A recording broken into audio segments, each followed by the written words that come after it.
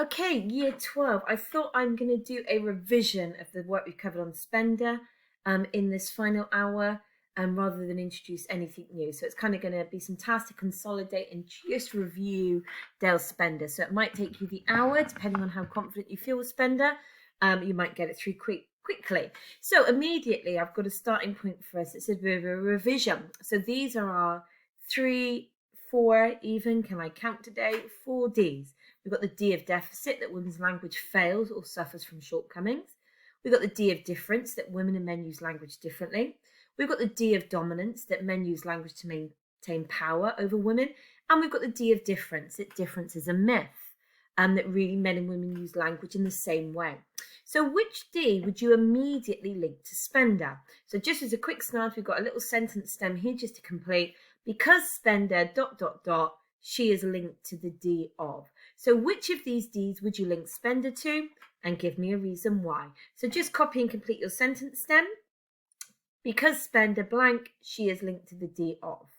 Okay, so you can pause the screen here for a moment just to give yourself time to think. Okay, guys, so just coming back after that pause, hopefully you've got a sentence that maybe reads something like, because Spender wrote and advocates the idea of a man-made language, she is linked to the D of dominance because she believes that men use language to maintain power over women. Or because Spender claims that men use language to maintain power over women, she is linked to the D of dominance. So, okay, there's going to be some room for variation, but we've now can see that Spender, as our first kind of theorist to cover gender, is linked to the D of dominance. Now, guys, really what we're going to look at over here on the side, slight colour differences. We've got the purple and we've got the blue. Now, the purple are ideas that we've already covered. The blue are some ideas that I'm going to push through with our revision today to extend to. So that kind of is illustrating. I'm going to look at some of the information we've seen before. Okay, so bear with me. We're going to revisit some of our information about Spender, but in a slightly different form. So revision, looking at the same information, but through a slightly different form. Okay, so that we can also tease out some of the higher grade knowledge. So really with Spender, when we're revising Spender, we want to be confident that we can say, well, who is Spender? We want to be confident that we can identify when they were working. And we want to be able to give that kind of summative overview of what they contribute to the gender conversation. What does Spender contribute to that discourse? Now, those 3 questions, I believe, based on what we've already done, we're going to be able to answer very quickly together in a minute. So don't think about answering them yet. In a moment, I'm going to ask you to pause and write down your answers very quickly. However, as we look through the information today, I'm going to be drawing attention to this other aspect of theoretical knowledge that gets us to higher grade. We're really going to be going for that illustration of ideas. So actually, when we talk about male as norm or lexical asymmetry, specific examples, okay? And we'll just remind ourselves of some of those. Now, we haven't talked explicitly about how Spender reached those conclusions. And we do know that for the higher grades, being able to demonstrate detailed knowledge of a theory is a part of that understanding. So we're going to draw attention again to some of those ideas. So how did she reach her conclusions? And we're going to draw upon, as we look at her information again, some points of evaluation. So actually, to what extent can we trust, credit, disclaim, think about her ideas that are evaluative? So in theory, you can already tell me who she is, when she was working, and in a summary way, in a sentence of your own kind of like headliner moment, what she contributes to the gender conversation. So I just want you to press pause now and very quickly to write down your answers to those 3 questions. So who is this theorist? When were they working? And what did they contribute to the gender conversation? Okay, guys, so who is she? Right, Spender, big Spender, Dale Spender. Okay, when was she working? Yes, the 1980s. And what did they contribute to the gender conversation? So the book, Man-Made Language, the claims that the language and society is structured and built around this myth that men are superior, that men have all the power. Now, obviously, when we're thinking about what they contribute, at a revision point of view, we know it's bigger than a sentence. We know that there's more that Spender contributes that's bigger than a sentence. But at the same time, we also have to be realistic. We would only ever use Spender in an evaluative essay alongside other theorists. So we know we need to say more than a sentence, but that actually as we look through and revise some of the ideas today, we might be cutting out some of the chaff and think about the important elements that we want to internalize and really know. Okay, so when we think about what Spender contributes to the gender conversation, okay, it has to be more than a sentence. It has to be more than she wrote a book called Man-Made Language. But we're not talking about writing 2 sides of A4 paper on Spender alone. That's not how the exams work. That's not how we use theory. Okay, we're also, as we're moving forward, going to be reminding ourselves of the importance of being able to illustrate ideas, to draw upon how she reached those conclusions, and then evaluative information. So remember what I said, it's revision, so we're going to see some of the similar slides from before, some that will look the same but have been edited or tweaked to really draw out the key information. Okay, guys, so by the end of this, we'll be able to do a more detailed revision of Spender. Okay, so we know from last time that we looked at Spender, the first time we looked at Spender. Okay, so 1980, Dale Spender, Man-Made Language. So that's our kind of concise, focused information. Okay, so her book made strong claims about the way that language is organized. She argued that the social world is described using language which is biased against women. She believed that by being more active in public life than women, men have been more able to get their opinions heard. And as we use language to speak our views, Spender argues that the words which are acceptable and commonplace are more likely to express male experiences than females. So if we think about what Spender contributes to the gender conversation, okay, she is claiming that the social world is described using language which is biased against women. So that language is biased against women, that language is being structured and created by men so that their opinions are presented and heard more readily than women. So that's what we know for that side. Now, I'm just giving us some additional information today to help us begin to think about, well, how did she come to that conclusion? Now, actually, if we think about making strong claims, believing, okay, when you believe something and you make strong claims, actually the language there and the fact that she argued suggests that this isn't a fact-based theory, that an awful lot of Spender's work is what we might call informed opinion. Okay, it's very opinion-led, it's very feelings-led. She feels very strongly about language and society and how it is biased against women. And that strength of feeling, that passion that she feels as a feminist to advocate and defend women's position does mean that some of her claims aren't necessarily fact-based. Okay, that some of the research that she uses to inform her opinion, she doesn't often cite it. In other words, she writes strong conclusions, strong claims, and she has strong beliefs, but the evidence for those beliefs and those claims is a little less strong. Okay, so she really believes what she's saying, but her belief is founded on her opinion and her ideas, not necessarily the evidence, which in turn creates an evaluative point, that this is a opinion-led belief, okay, that this is an opinion-led theory, somebody that has a very strong opinion, but the basis of that opinion is based on their own experiences, necessary more than fact-based research, okay? So just some other information then about Spender. She's a teacher, a lecturer, a scholar, and an editor. So she has a huge kind of foregrounding of credible experience. Teacher, lecturer, scholar, and editor. Okay, so again, we can be more inclined to trust her claims because of her credible background, but those claims did arise from research and interpretation of language. So she did research and she interpreted what she found. She interpreted the language and behavior of men and women from a scholarly perspective, from a lecturer's perspective, but she also clearly claims to be a feminist. So the lens through which she views language and society is predisposed already, if you like, to be biased, to challenge inequality, to advocate for women. And often if you're advocating for women and challenging equality, you kind of need the group that you're in opposition with.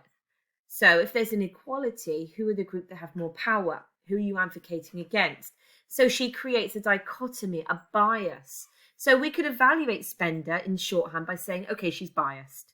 As a feminist, she's biased against men. She's biased in favor of women, which doesn't mean that what she's saying is wrong, but it means we need to be cautious. Are her findings fact-based or opinion-based? Doesn't mean we can't agree with her. Doesn't mean she doesn't have something valid to say, but opinion is not the same as fact. We can trust her opinion because she's got some credible credentials, teacher, lecturer, scholar. She is highly regarded as a leading advocate for women. So it's not about discrediting her, but actually it's just about having that open, evaluative lens as for ourselves. Okay, so when we think then about, just popping back to here, how can we evaluate her ideas? Well, as a feminist, she has a particular lens through which she's viewing the evidence. She is potentially biased. She is, again, working in the 1980s, so a very initially making these claims in the 1980s, a very different time frame, a very different zeitgeist and context. Her conclusions were reached through looking at the research of others, thinking about her own observations, so it's observational claims and research, and kind of evaluating the research of others. But if you're looking at anybody's research through the lens of feminism, through any bias lens, you can sometimes see what you want to see. So we do have a problem here that when we look at other people's research through a particular lens, we can be predisposed to see what we want to see, to focus on the evidence that supports our opinion rather than discredits it. Yep, in other words, we can ignore certain research that might challenge what we already believe and just focus on what we can. So who is she? She's Dale Spender. When she working in the 1980s, what did she contribute to the gender conversation? The idea she contributes to our understanding of dominance, that men use language to dominate women, to assert power, to assert their own superiority. She writes the book, Man-Made Language. She makes the strong claim that the language is biased towards men and against women. She reached those conclusions through research, through observation, but that research and observation came through a feminist lens, so a potential scope for bias. So can you see we're just reframing our research using some ideas and how we're looking at them. Brilliant. Okay, so what else does she claim? So she claims that women are aware that male superiority is a myth. In other words, women know what's going on. Women know that male superiority is a myth. However, she does expand that, and she says that in response to that knowledge, women take three positions. So once women are aware that male superiority is a myth, in other words, once women innately understand, actually, I'm just as good as a man, I'm just as strong, I'm just as clever, I'm just intelligent, they can respond in three ways. So women can become disillusioned. So as soon as you realize you're living in a society where actually you're as good as men, but men are treated better, it can make you disillusioned. Yeah, it can kind of crush you. It can make you apathetic. It can make you sad. It can make you despondent. But ironically, at the same time, when you suddenly realize that it's a myth that men aren't better than you, it can sometimes make you happy. Because actually what it's reaffirming is maybe what you've known all along, was that you're not inferior. So it's this very strange response that this creates in women. Women can become despondent, disillusioned, male superiority is a myth, but actually there's nothing I can do about it, so I give up. Or I'm happy, yay, I'm not crazy thinking I'm as good as men. I'm not mad or insane or, going crazy with power. I can actually be happy to realize that it's a lie, that it's a myth, that men are better than me, or that men are better than women. Okay, the other response, though, is that we then see this masking. So women and even young girls begin to show this. They mask their feelings. Okay, so in other words, the women that have that first response of being disillusioned in terms of knowing that, yeah, okay, I'm just as good as a man, but there's nothing I can do with that. Society's still going to see me as inferior. They began to mask their feelings. They do this classic, everything's okay, fake smile, fake laugh, flick of their hair. Oh, I'm not disappointed that society thinks I'm stupid.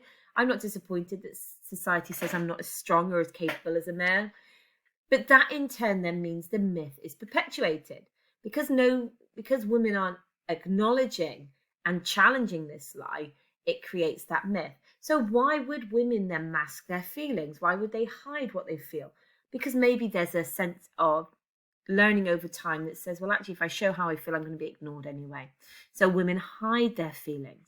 Okay, and that in turn preserves the myth. The other response then is that women outrightly declare their knowledge in an attempt to explode the myth. So women challenge the myth. I am just as good as a man. I'm going to explode the myth. Okay, now, so people are responding in different ways. So what we need to take away here then, this contribution, is that women know that male superiority is a myth and they respond to it in 3 different ways. We want to know that male superiority is not to be confused with power. Superiority is the myth, power is not. In other words, it is a truth that men have more power. It is a lie that all men are better than women. Okay? So the lie is male superiority. The truth at this time is that men do have power. Now, if superiority is the myth, the fallacy, the lie, it exists because it's being used to justify and perpetuate male power. In other words, powerful people like to keep hold of their power. They do not want to give it away. People believe if they give away their power, they become powerless. So there's this false idea that we have to keep hold of our power. And how do we do that? Well, within a patriarchy, male power, there's a belief if I'm going to keep my power, it's based on the idea that other groups, other people think I am the superior person. I get to hold the power, make the decisions because I am superior. In other words, I'm going to use the power in a better, wiser way. So they use the lie of superiority to justify men holding the power. Okay? If people realize men were just the same as everyone else, they potentially would become disempowered. Or if women realize that they were just as clever, just as intelligent, they would maybe disempower men and reclaim it for themselves. However, because men have the power, so we get the cyclical situation, they can arrange the evidence so it can be seen to substantiate the myth. In other words, men can manipulate evidence, experience, circumstances, so men are able to be seen as superior and other groups not. Now, guys, this is a big moment of evaluation, and we will come back to it. Look at this word, if people realize men were not the same as everyone else. Look at this idea of people. Now, Spender organizes her ideas just around the dichotomy of men and women, men versus women.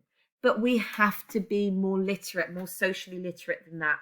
It is not as simple as saying men versus women. Sadly, when we look at the intricacies of a society, it is particular types of men. Okay, so other groups are equally disempowered. Other groups equally are positioned within society to feel that they are inferior and not superior. Women are one of those groups, but we also see that there are other groups that experience that level of inferiority, that level of being put down, that level of being reduced. So we're talking about other groups as well as women, and that's an important point of evaluation. So if we think about evaluating Spender, she only focuses on the experience of women. And in doing that, in not acknowledging that other groups are also made to feel inferior, she weakens her argument. Okay, so we can evaluate Spender. We have to be cautious because her feminist bias means she focuses only on the experiences of women, and she negates, which means she fails to recognize the experiences of other groups that are made to feel inferior. And we will look at those groups in a minute. Okay, so other things to understand or create that little bit of detail around the what. Okay, so this myth has existed for hundreds of years. So any myth has longevity, exists over time. It's been normalized. I love that word, normalized. In other words, it's gone from a myth into sometimes what we believe is a fact or an idea. We've normalized it. We think it's normal to see men as superior and powerful. It's normal for us across our societies and cultures to see pictures and media, and representations of men in powerful positions. So in most societies and cultures, it's normalized that men hold the most power. Our prime ministers, our presidents, our MPs, our leaders, more often than not, these roles are filled by men. Positions of power, managing directors. When we look across society and cultures, we see that it's been normalized for us to accept men in positions of power. We don't question it. It's just what we've been brought up with. And that's a powerful way that myths work. If we're brought up with the myth, we don't question it, it becomes normalized. Even if we begin to attack the myth, okay, even if we begin to say, like those groups of women, to outrightly speak out and say this is a myth, women are as good as men.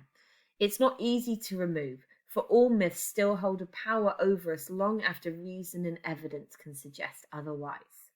In other words, there's something else about a myth that goes beyond proof. We cling to myths, we believe in myths, not simply because somebody can prove them to be untrue, often because they're reinforcing a sense of self, a sense of identity that we don't want to let go of. And the fabric of our social organisation supports and substantiates this idea that men are superior. And therefore, it's really hard to dismantle and rebuild a whole social and ideological system. Yeah, so if we're going to get rid of this myth that men are superior, we have to undo society. Now, this takes us just is a minute if we think about evidence, illustrating examples of this. So currently, I've been feeding into our lessons that article on being bossy.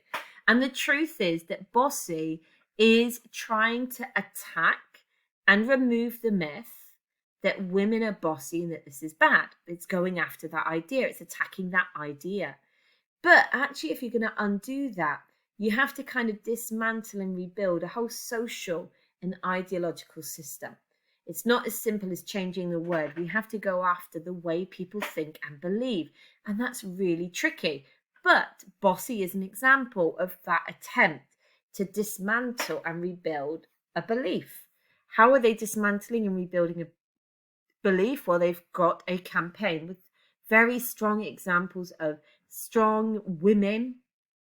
Beyonce, the lady from Facebook, Sandberg, all of these strong women are looking to dismantle and rebuild a new idea that it's not about being bossy, it's about being the boss. Okay, so these ideas, again, are just giving us more for this. What did she contribute? So she contributes the idea that male superiority is a myth, but that myth is really hard to challenge. It's key, it's fabric in our society. So I'm not asking you to rewrite all these sentences, but just to make your choices across the ideas we're looking at today, to maybe create a 5 bullet point list under the question, what did she contribute to the gender conversation, of 5 ideas that you are going to commit to learn. Okay? So the rules for making sense of our male-dominated world is seemingly simple. So this is another what moment. The male represents the positive, so therefore male dominance is reasonable and natural because all things male are good. The female represents the negative. Female inferiority is reasonable and natural as a belief in our society because we've been trained or brought up to think that things that aren't male are not as good. But what other groups is Spender ignoring? So there is no acknowledgement from an evaluative point of view of ethnicity, sexuality, and people with disabilities. So actually this idea that we've got the plus male concept, that male is good, actually it's white male is good, white heterosexual male is good, white heterosexual able male is good, white heterosexual able middle class to upper class male is good. So actually this term itself, male, this generalized term male, is in itself generic, and it ignores that really within that concept of male that is good, there are other ideological beliefs and biases. Then actually the male that we celebrate as being positive, the male that achieves superiority, is the white heterosexual male who is fully bodied, who's fully abled, middle working class. That male is good. That male gets to dominate. That male gets to hold the power. So although Spender is looking at the negative impact of this experience, of these circumstances on women, we, from an evaluative point, cannot ignore that actually, if women are being made to feel inferior, if women are being made to feel that they have been disqualified, that they've been misrepresented, actually ethnic groups, homosexuals, people with disabilities, these groups have also experienced that same level of disqualification, that same level of language that labels their identities and their experiences in that negative semantic space. So if we're going to evaluate spender, which we know we want to do, we want to evaluate spender, we can remind ourselves that actually by focusing just on the female group and not allowing into her conversation at this stage conversations around ethnicity, sexuality, and people with disabilities, she's ignoring other groups that actually under this male-dominated world have suffered. Okay, so into our examples. So when we talk about illustrating theory, it's really important that anything that we've covered as a red, so male is norm, the negative semantic space, lexical asymmetry, semantic derogation, marked and unmarked terms, that across these, you are selecting 2 or 3 examples that you can use to illustrate. Now, I went through those quite quickly because that's really going to be transferring to your revision page, your mind map on spender under illustrated terms. So you could say an example of a marked and unmarked term is usher, usherette, manager, manageress. Now, you can use the examples we've got here. You can find your own under the example of a patronizing usage or an insulting usage. Now, I do appreciate we just need to end thinking about some other examples. So we have the female inanimate. Now, this is the use of female pronouns she and her to refer to inanimate objects such as cars and ships. Now, guys, what's wrong with this? Well, again, it's the objectification of women. It's seeing women as owners, as possessions. It's positioning the world from the male perspective, that everything within it is to be owned and is to be named. And if we name it as her and she, that idea that cars and ships are kind of status symbols, just like women. Okay, so in terms of man-made language, we also have the order of precedence. Now, this is something we see that we just take for granted, but the male word is often placed before the female in phrases such as he or she, his and hers, male and female, sir or madam, which again suggests an assumption that men are given that position, that higher status, that order of precedence, that superior, kind of privileged, you go first attitude. So the order of precedence recognizes, okay, that men are often placed first in these designations, which reflects their first place in society. This convention was strengthened by grammarians, the grammarians of previous centuries, who decreed that putting the male first was natural and proper. So this is where the idea of male is normal, the normalization that men are right and good comes from. Men come first. Yeah. So the order of precedence reinforces that men come first. We also see similarly the generic use of he and man. So man, we know, is sometimes used to refer to males, but on other occasions it's generically used to refer to the whole human race, as in man is a primate, and mankind is always a generic term. But again, it's this predisposition. We are structuring language to say men are the norm. Men are good and right, plus male is where it's at. Yet we also see the generic he, the masculine pronoun he is used generically, as in the sentence, anyone can choose to vote in the election if he so wishes. And we have seen the use of the neutral plural pronoun actually resurge now with the reclamation of neutral pronouns for people that don't want to identify using he or she. So we've seen a change in this one. So the neutral pronoun they was once common. However, in the 18th century, 19th century, the problem was it was seen as a plural pronoun, not a singular. So using the they to refer to somebody in the singular was seen as incorrect. So people were discouraged from using it. So he or she were used as our pronouns, our singular pronouns, with the predisposition to use the generic he if needed. Again, reinforcing this idea that male is normal. So guys, you can pause. You can go back through this in your own space. But the final revision activity I would like you to do, just to internalize this, is to use our topic sentences here just to, again, bring your ideas and understanding of Dale Spender to a conclusion. I'm really sorry that I've not been able to see your lovely faces today. I have missed that. I really do wish you a glorious summer. We will come back in year 13 ready to take the gender train forward. Please feel free to copy and complete these sentences. I will ask you what you did at some point in September when we meet again. Okay, you have been wonderful. So take your time. You can revisit the notes just to now crystallize that revision of Spender by completing these topic sentences.